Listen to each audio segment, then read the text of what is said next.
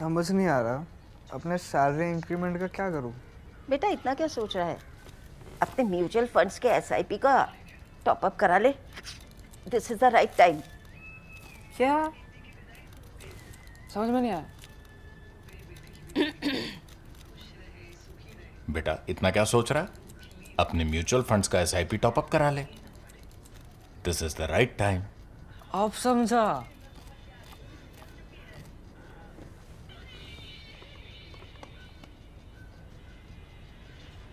Mutual fund investments are subject to market risks. Read all scheme related documents carefully.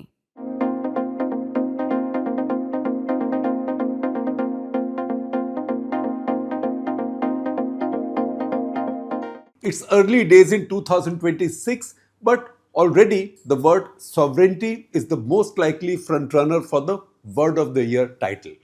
In Indian politics, it's now a key buzzword and it gets radioactive whenever Trump makes any reference to India. I stopped the war, I told them, I put tariffs, etc. They promised not to buy any Russian oil. Whenever he makes any reference to India, this word sovereignty turns radioactive. Or even when something normal and reciprocal happens, like his ambassador Sergio Gore visiting the Western Command headquarters at Chandi Mandir near Chandigarh, our ambassadors have been visiting each other's commands forever, for almost 2 decades now. Trump has brought sovereignty back in fashion. He's broken 3 decades of globalization consensus that persuaded nations to see benefit in sharing sovereignty with their friends and allies in groupings and alliances. EU is the best example of that. This is now over. Trump has persuaded every nation, especially ally or partner from Canada to India, to rediscover that S word, S for sovereignty. In India, it has reawakened only lately latent emotions. These were always very strong, but lately these had gone a bit latent. You could see it as the end of the era of complacency or a test of our national wisdom now. India's short era of strategic pragmatism is being put to test. You can attribute it to our history of colonization or subsequent victimization by the West, read America, as Pakistan became its treaty ally late 50s onwards, just about 10 years after independence and partition. Later, the wounds were made deeper and the fortress mentality stronger as India faced successive sanctions and technology denial after the two Pokhran tests in 1974 and 1998, respectively. All of the pressures on our nuclear and missile program in the infamous cap, rollback, and eliminate era also came from Washington. India's larger philosophical concept of sovereignty, therefore, came to be defined as defiance of America. This lived experience produced a nationalism that was as thin skinned as the suspicion of the US was deep. The foreign hand was always American. Its adversaries, the Soviet Union and its allies, were natural friends of ours. Until one day in 1990-91, you can choose your exact date, the Soviet Union and its bloc vaporized. Since then, India has been exploring the new unipolar world and steadily building a perch for itself in this unfamiliar terrain. Unipolar world, I know people have been saying it's multipolar now, etc. I would also commend to you the latest lead article in Foreign Affairs, the American publication by C. Raja Mohan, the great Indian strategic scholar. We'll share a link with you with the description, who argues that this is still indeed a unipolar world. That said, the larger result has been a steady but decisive tilt towards the West. That is, since the decline of the Soviet bloc, there's been a slow and steady and decisive tilt towards the West. From P.V. Narasimha Rao to Narendra Modi, through Atal Bihari Vajpayee and Manmohan Singh, every Indian leader has wrestled with the same strategic dilemma: how to build relationships in the post-Cold War era without joining any camp. India's fraught neighborhood, we are twice blessed to have our neighbors. India's fraught neighborhood places multiple constraints on its strategic choices. Broadly, let's look at a dual constraint. Because India is always in a hair trigger situation with Pakistan and always worried about when the Chinese make the line of actual control LAC active, it leaves no time for us to take a deep breath, lean back and reset. Americans like to underline the challenge of walking and chewing gum. for India, the Pakistan-China alliance produces a much greater complexity. This is not walking and chewing gum at the same time. Here is the reason we call it a dual constraint. The first is India needs its armed forces to be always battle ready and significantly deployed. Unlike Europe, we cannot go on a military holiday for a generation and a half. A lot of the hardware, in our case, is still of the Soviet or Russian origin, and that dependence cannot be wished away. Further, Russia is critical to some of India's most sensitive and strategic programs, the nuclear submarines, for example. The second is to avoid a two-front challenge, India needs stable ties, even trade compromises with China. That is the second of this dual constraint. Managing this relationship means that it can't say anything rude about Russia over Ukraine or even publicly accept Trump's claims that it has committed to stop buying Russian oil. It's double jeopardy. The complexity is evident in the fact that before the Ukraine war, when Europe and America wanted India to buy Russian oil at a price ceiling they fixed to help maintain global energy prices, India was buying almost no crude from Russia, less than 1%. Forget being critical to India's energy security, it did not even figure in the conversation. Now there is pressure from public opinion in India to not stop buying. How can you buckle under Trump's pressure? Just tell Trump you are sovereign. The defiance Indian governments of the past showed to American pressure is being invoked often, reminding us of how Indira Gandhi showed Richard Nixon and Henry Kissinger their place.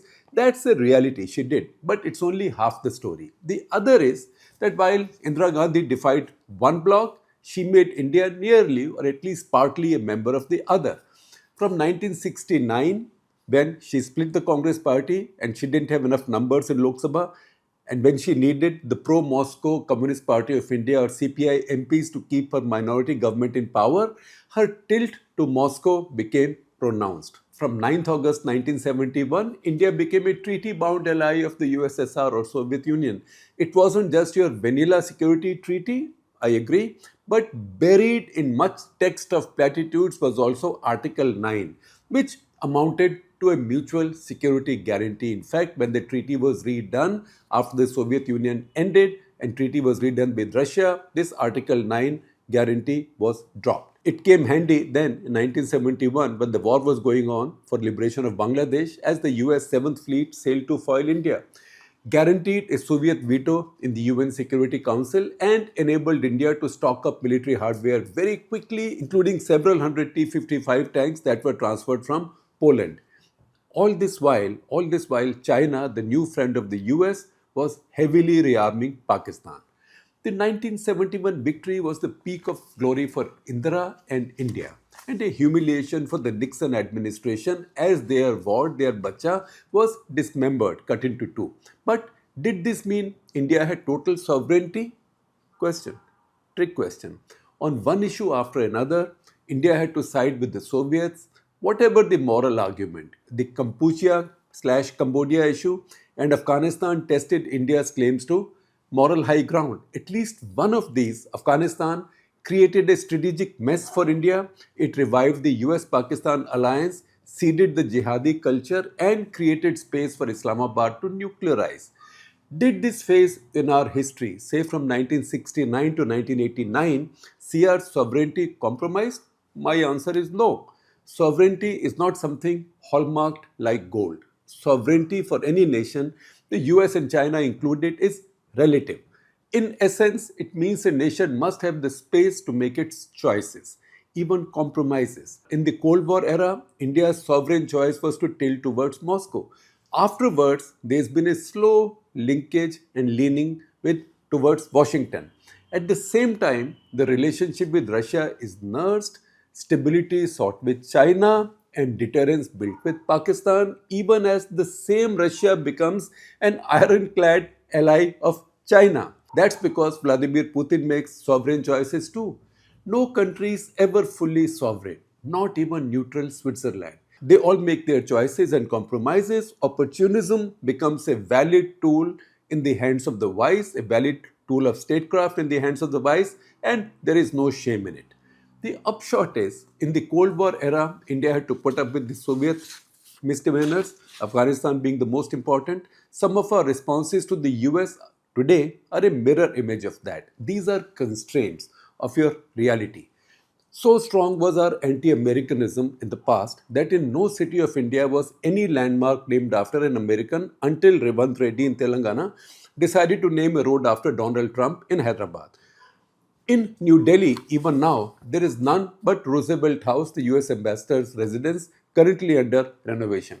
We didn't even name an avenue after Martin Luther King. Today, we live in a globalized world of interdependencies, and the idea of sovereignty needs greater flexibility and imagination and creativity. All nations are searching for new alliances, and shared vested interest is the only guiding principle. Ideology and morality are out.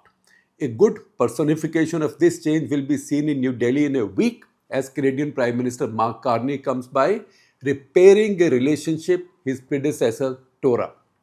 His choice: put up with Trump's threats to Canada's sovereignty, the humiliations he heaps at Canada all the time, or hedge with relationships elsewhere. India is one of those relationships. As a student of Indian politics, one of my most memorable and educative walk the talk interviews was with then CPM General Secretary Harkishan Singh Surjeet.